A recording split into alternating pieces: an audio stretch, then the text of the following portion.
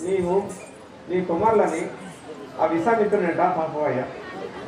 వారానికి వేరానికి భయం లేదు. నా మాట విను. గురువారిగా మీరు అన్ని విధాలుగానే పంపేదాన్ని.